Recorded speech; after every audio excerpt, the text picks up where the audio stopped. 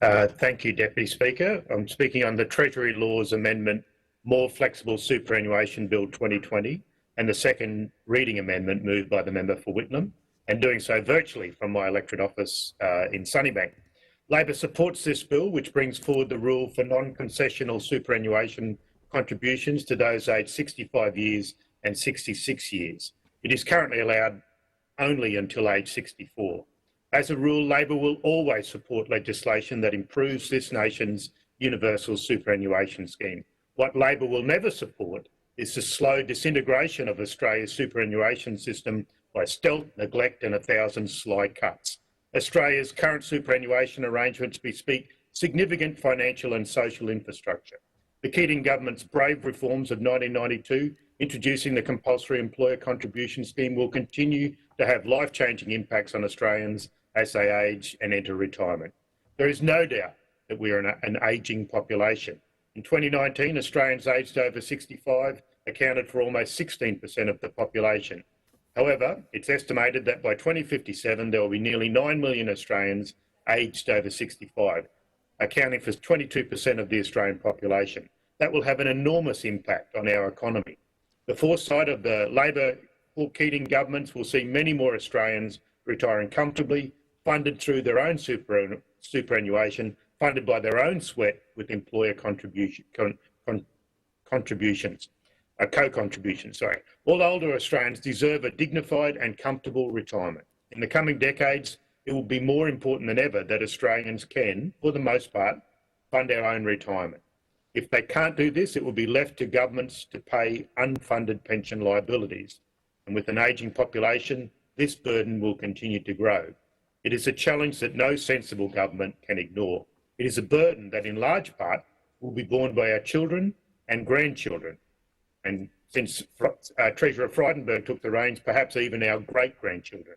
In 2 weeks, the coalition government is about to commence their 8th year in office. Australia's gross debt was $280.3 billion when they took office after election day on the 7th of September 2013.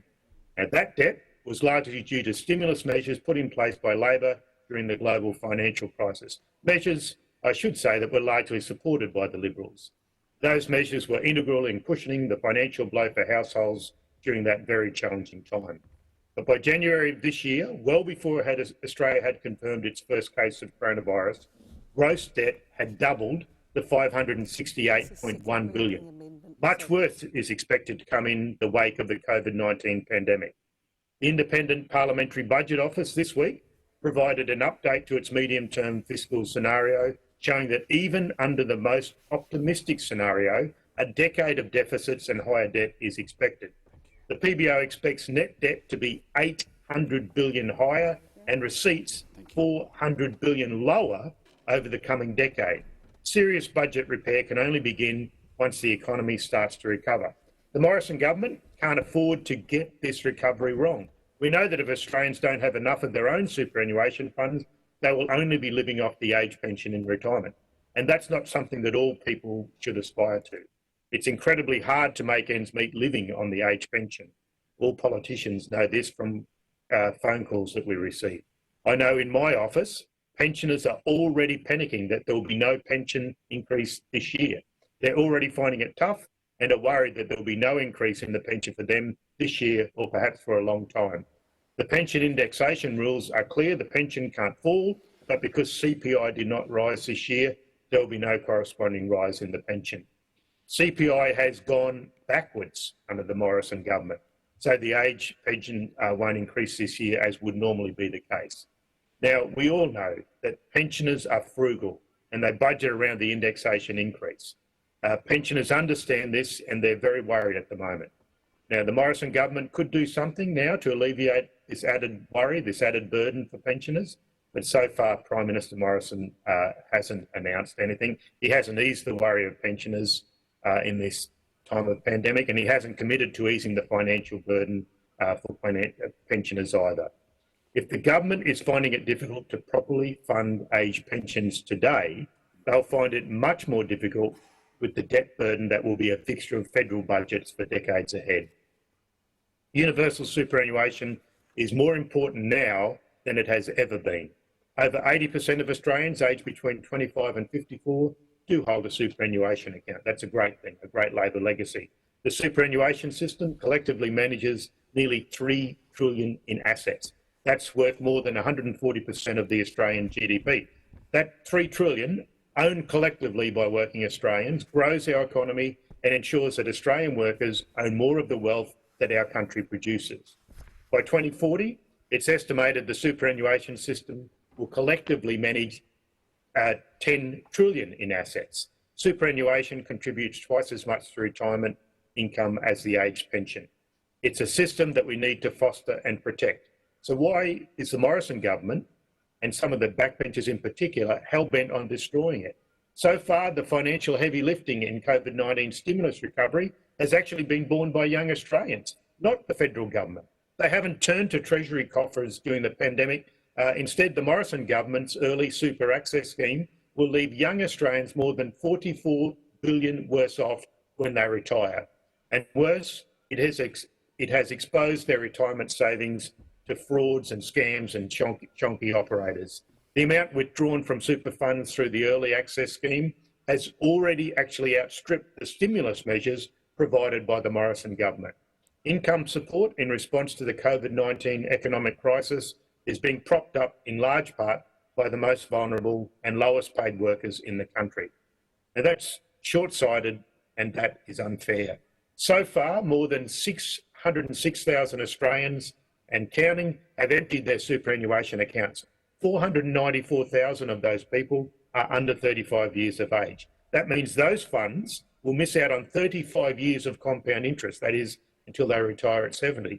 Collectively, under 35 will be at least 51 billion worse off by retirement time. So instead of receiving timely government support, young Australians have borne the brunt of this crisis and will be forced to continue to pay the costs for many years to come. Now, of course, the funds in a person's superannuation account, although held by their trustees, it's their money. We understand it's their money. The very design of the universal superannuation scheme is that every working Australian will have their own nest egg put away for their own retirement. Mr Morrison and others in the Liberal Party keep bleating on about their money as if somebody is trying to take it. Beware the wolf in thief's clothing. Well, stealing from yourself can still leave you much worse off in the long run if those people miss out on the compound interest.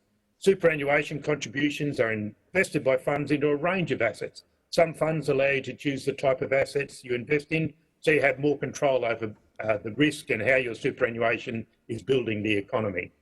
Might go into infrastructure, for example. The most advantageous part of the superannuation scheme is that contributions by young people today will enjoy that compounding interest for the life of their investment in the fund. And money invested in superannuation funds obviously are also taxed slightly.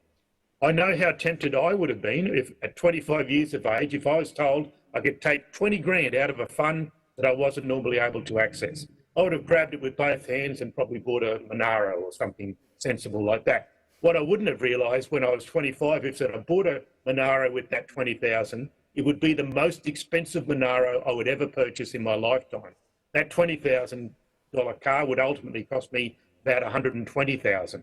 And to make matters worse, from the time the early access scheme was introduced in March, the scheme was under attack from fraudsters, drawn to the honeypot of Australian money. The AFP uncovered evidence that sophisticated criminals were using the scheme to steal superannuation balances from unsuspecting Australians. It's unclear how many Australians have been the victims of this fraudulent behaviour. And it wasn't the ATO that detected the fraud, but an employee of a super fund. The government has not yet revealed how many fraudulent claims have been made or if victims will be compensated. All this occurred on their watch. Young people today deserve to have the opportunity of a dignified retirement. Their hard-earned super funds should not have been put at risk by Morrison government decisions. And it's not only young people forced to make very difficult choices. Particularly women fleeing family violence have also been granted early access to their superannuation funds. Now, obviously, it's very important to support women fleeing from family violence, but it should never be a choice between personal safety now and poverty in retirement later, or staying in a dangerous situation and retiring with dignity. Women are well behind when it comes to superannuation already. We know the average superannuation balance is 72% higher for men upon retirement than for women. We know that 23% of women in the 60 to 64 age group have no superannuation at all. That's nearly 1 in 4. We know that 4 in 10 older single retired women live in poverty and experience economic insecurity in retirement. So we need to provide women fleeing family violence with the support they need, not force them to raid their meagre retirement savings. So although our superannuation system is working for many, sadly, it is also leaving some behind. The superannuation guarantee is currently legislated to increase to 12% by 2025. For average workers, the balance on retirement for medium workers will rise by 20% for men and 19% for women. For the poorest workers, those in the bottom 10% of the income distribution, they'll retire with an additional 30% in accumulated superannuation. For those workers, that will make a substantial difference to their comfort and health upon retirement. Now, the Liberals created the Retirement Income Review to create further delays to the legislated increase in the superannuation guarantee up to that 12%.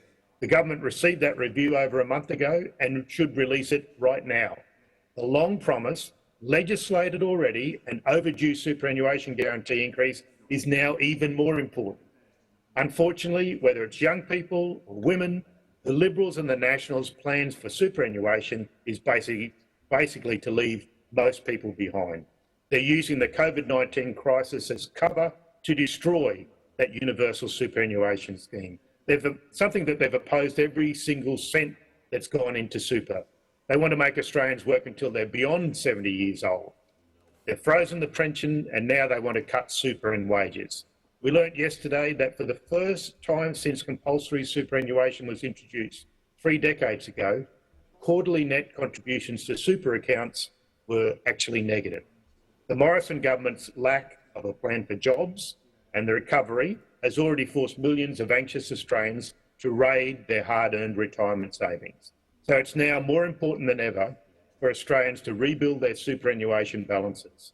Whether your superannuation funds are held in a not-for-profit fund, like an industry super fund, a for-profit fund or a self-managed fund, whatever, the money Australians put in now will determine whether they retire into poverty or if they can retire with dignity.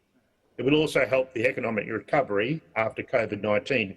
Industry super funds account for 27% of superannuation funds.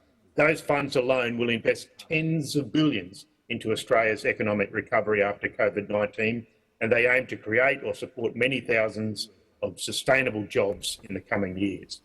Industry super funds already collectively own 80 billion in Australian infrastructure, property and other assets, and that number is increasing.